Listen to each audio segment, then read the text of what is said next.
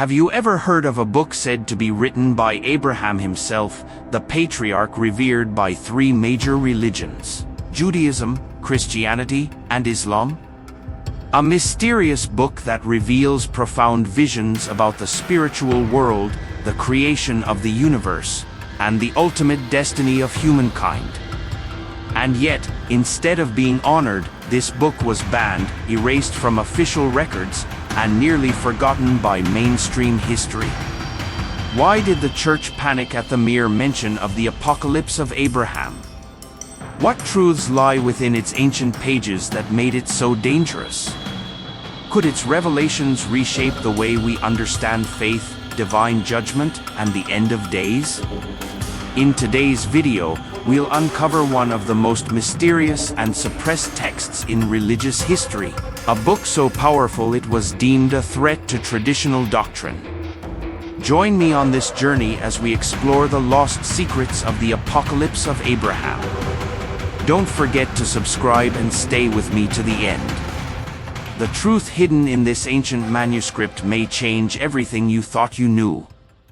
In order to understand the true weight of the apocalypse of Abraham, we must return to a time long before the rise of Christianity, back to the early centuries of Jewish mysticism, when oral traditions and apocalyptic visions formed the backbone of spiritual identity. Abraham, the father of faith, was not only a figure of covenant and obedience but also a recipient of divine revelations, many of which never found their way into the canonical texts of the Bible. The Apocalypse of Abraham, believed to have been written between the 1st and 2nd centuries CE, is one such text. It presents a vivid and often unsettling account of Abraham's journey into the heavens, guided by the angel Yahweh, where he witnesses the fall of angels, the corruption of mankind, and the divine plan for judgment. This book is rooted in the genre of Jewish apocalyptic literature, a style popular during the Second Temple period. Like the Book of Enoch, Jubilees, and other pseudepigrapha, it offers visions of heavenly realms, angelic hierarchies, and cosmic battles between good and evil. What sets the Apocalypse of Abraham apart is its emphasis on monotheism amidst chaos and its detailed critique of idolatry, including disturbing prophecies about the destruction of Jerusalem and the eventual cleansing of the earth. It confronts both historical and theological issues, offering a raw, unfiltered look into the tensions between divine justice and human rebellion. During this period, Jewish communities were under Roman occupation, suffering religious oppression and cultural assimilation. The longing for deliverance and divine intervention birthed countless apocalyptic visions, many of which reflected the pain, hope, and existential questions of a persecuted people. In this atmosphere, the Apocalypse of Abraham emerged not as a fringe fantasy, but as a spiritual cry, an attempt to make sense of suffering through heavenly insight. Its imagery is intense: flaming chariots, rivers of fire, beasts of judgment, and the smoke of idol sacrifices rising before a grieving God. These visions were not merely poetic, they were political, theological, and deeply personal for those who read and shared them in secret. Despite its early influence, the text was eventually sidelined. As early Christianity began to consolidate its doctrines and the Christian Bible took form, many apocalyptic writings, including the Apocalypse of Abraham, were excluded from the official canon. Church authorities feared their ambiguity, their mystical symbolism, and the way they challenged established authority. While the book continued to circulate among fringe sects and mystics, it was labeled dangerous, heretical, and ultimately forgotten by mainstream faith. Yet its rediscovery in later centuries has reignited interest in its dark visions and spiritual insights, leaving scholars and believers alike to wonder, what was so dangerous about the truths Abraham saw? The Apocalypse of Abraham begins in a setting familiar to anyone who knows the Bible. Abraham living in a society saturated with idols and pagan rituals. His father, Terah, was a maker of idol statues, someone Abraham defied. In the opening of the book, Abraham recounts his realization of the falsehood behind gods of wood and stone, beings that could not speak, act, or save anyone. He smashed his father's idols, an act of rebellion but also a prophetic sign that Abraham was unlike anyone else in his corrupt generation. From that rejection of idolatry, Abraham embarked on a journey to find the true God, a path that led to a supernatural encounter with the angel Yahweh. Yahweh was no ordinary angel. In the book, he is described as the embodiment of God's power, bearing his name and possessing authority to destroy dark forces.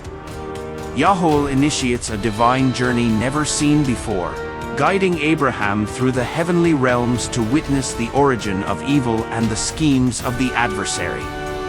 There, Abraham meets Azazel, a terrifying being representing rebellion, impurity, and the desire to seize human souls. Unlike the figure of Satan in the Old Testament, Azazel in the Apocalypse of Abraham plays a clearly defined role in humanity's corruption. He is the deceiver, the one who pollutes the descendants of Adam and draws them away from God's light. The visions Abraham witnesses are not only sacred but revelatory. He sees two lineages of mankind symbolized by different creatures, one faithful to God, the other seduced by Azazel, descending into lawlessness and spiritual decay. He sees Jerusalem destroyed, the temple laid waste, and a people exiled, visions that echo not just prophecy but historical traumas under Babylon and later Rome. As Abraham is taken deeper into these revelations, he is shown the reality of human free will. Each soul has the choice to walk in light or surrender to the shadows. Another striking element is the depiction of heaven not merely as a glorious place, but as a cosmic courtroom where souls are judged. Abraham is shown two heavenly tablets, one bearing the names of the righteous, the other listing the rebellious. In the blazing light of divine truth, Abraham understands that God's justice is not about power or outward appearance, but about loyalty, humility, and obedience of the heart. He is shown the coming of the day of the Lord, a moment in human history when all will be judged, names will be called, and absolute justice will be executed. Beyond the visions of mankind and the spiritual world, the book recounts the battle between heavenly beings and the fallen. In one powerful scene, Abraham witnesses Yahweh confronting Azazel, a clash of light and darkness, where the word of God becomes fire that consumes deception. This is not a physical war, but a war of essence, truth against illusion. These descriptions have led many scholars to compare the Apocalypse of Abraham to the Book of Enoch, another controversial apocalyptic work excluded from the official Bible due to its mystical symbolism. Importantly, the characters in the Apocalypse of Abraham are portrayed not in conventional religious terms but with deeply metaphysical resonance. God is both the creator and a grieving father whose heart breaks over the sins of humankind. Abraham is not only a patriarch but a prophet, a witness to the truth, tasked with recording what he sees to awaken future generations. Yahweh is not just a messenger, but a manifestation of divine purity and power. Azazel is not merely an evil being but a symbol of temptation and all hidden darkness that lurks within the human soul. The central event of this book is not a singular miracle but a transformation of consciousness. Abraham moves from a seeker in the darkness to a bearer of divine light. It is a story of progressive revelation, of God gradually opening a man's eyes to the deep truth that lies beyond the material world. This is what makes the Apocalypse of Abraham so unique. It is not merely historical text, but a sacred journey, An initiation into the hidden reality of divine judgment and human destiny. The controversy surrounding the Apocalypse of Abraham lies not only in its mystical content but in how it directly challenges the theological foundations that have shaped Orthodox faith for millennia. Upon deeper analysis, it becomes clear that the book is more than just a record of a patriarch's visions. It is a sharp critique of religious formalism, moral decay, and the shadowy roles played by spiritual forces in human history. While canonical texts often emphasize God's mercy and grace, the Apocalypse of Abraham focuses on absolute justice. A firm division between light and darkness, between loyalty and rebellion. There is no room for ambiguity. One of the most disputed elements is the figure of Azazel, who is portrayed not just as the embodiment of evil, but as a necessary agent in God's cosmic judgment. This raises a difficult question: is Azazel merely God's enemy, or a tool used within the divine plan? If the latter is true, then the religious concept of good and evil must be reconsidered in more complex terms. Not as a simple duality, but as an interplay of forces that serve a greater purpose. The book's apocalyptic dualism, the ongoing tension between two opposing divine powers, deeply unsettled theologians of the ancient world. Another compelling hypothesis suggests that the Apocalypse of Abraham reflects early Gnostic thought, a mystical, philosophical belief system later condemned as heresy by the Christian Church. The book's language, with phrases like "the righteous will ascend in light" or "souls bound in darkness by Azazel," closely resembles Gnostic themes about spiritual liberation from material bondage. Even the character of Yahweh, God's angel who bears his name, parallels the Gnostic concept of the Logos, a divine intermediary between the ineffable God and the material world. If this hypothesis holds, then the Apocalypse of Abraham is not merely a Jewish apocalyptic text, but a key link between Jewish prophetic tradition and early Gnostic spirituality. Abraham's guided journey through the heavens, in which he is shown divine secrets, also raises important questions about human access to ultimate truth. In the Bible, few are permitted to see God directly. Yet here, Abraham not only sees but is given the authority to record, testify, and transmit what he learns. This positions him not just as the chosen patriarch, but as a high-level prophet, one granted access to a cosmic layer of knowledge unavailable to ordinary mortals. Could this signify a deeper, more mystical level of faith, reserved for those who reach a state of spiritual awareness? Many modern scholars view the book as a direct response to a theological crisis in post-temple Judaism. The destruction of Jerusalem, the fall of the temple, and God's perceived silence in the face of national suffering left deep wounds in the Jewish soul.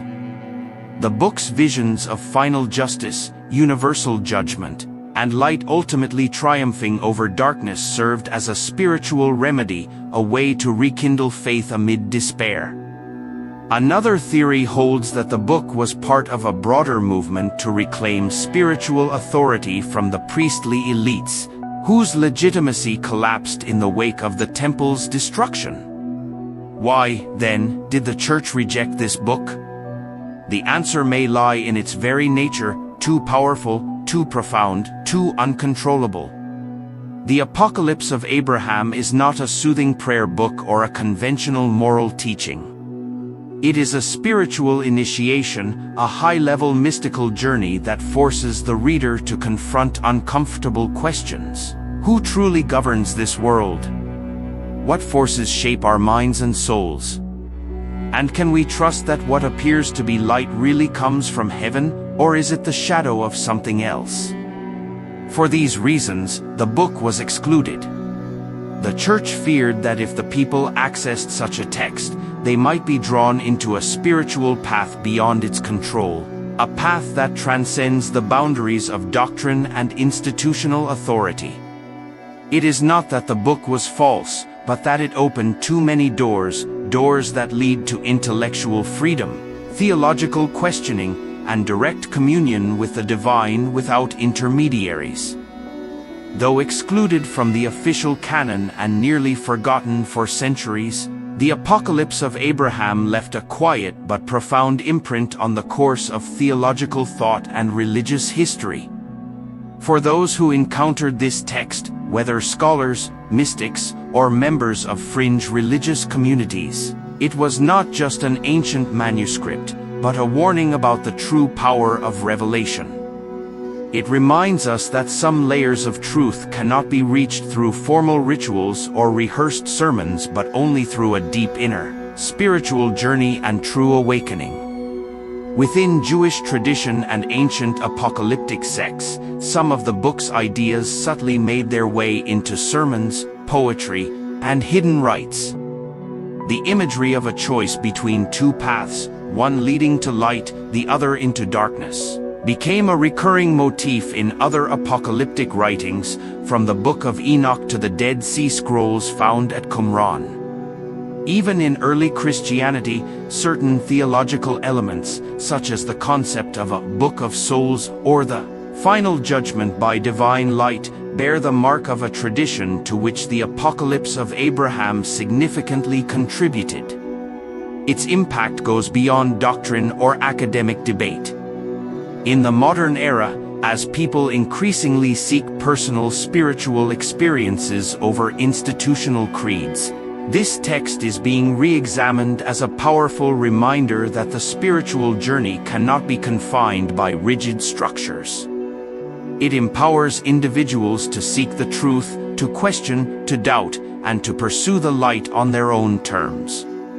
In the 20th and 21st centuries, as the book was translated and brought into scholarly focus, more thinkers and spiritual readers have come to see it as a buried treasure, a guide for those searching beyond the surface of organized religion. Significantly, many of the book's elements now resonate with broader societal issues: the manipulation of power, collective moral decay, and the ongoing inner war between light and darkness in the human soul. Abraham, as both witness and seeker, becomes a model for anyone torn between personal faith and institutional religion. Azazel, with his seductive and corrupting influence, stands as a vivid symbol for all forms of moral distortion humanity faces, from spiritual crises to the invisible control of societal systems and ideologies. The Apocalypse of Abraham, though banned, has never truly been silenced. It lives on in humanity's deep yearning for meaning, in mystical dreams, and in the quiet doubt about the nature of good and evil. And because of that, its influence continues, transcending time, reaching beyond dogma. In today's turbulent world, where the line between faith and doubt grows ever thinner, ancient texts like the Apocalypse of Abraham have unexpectedly resurfaced as objects of renewed fascination. In an age overwhelmed by chaotic information, where religious institutions are increasingly questioned and moral crises spread on a global scale, the human need for deep, authentic spiritual insight has become more urgent than ever. Within this context, a forgotten book like this echoes not as a relic of the past but as a powerful call to awaken, reminding us that some truths lie beyond the bounds of institutional doctrine, that revelations never truly vanish, but simply wait for those bold enough to face them. The Apocalypse of Abraham continues to draw the attention of modern scholars not just for its archaeological or literary value, but because it poses timeless questions humanity is still struggling to answer today. What is true goodness? Who defines justice?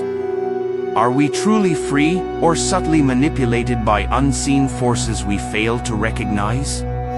The imagery in the book, Azazel with eyes like bottomless pits, Abraham trembling before divine light, the celestial registry of souls, continues to resonate with a modern audience because they reflect real spiritual dilemmas that people still grapple with in their inner lives.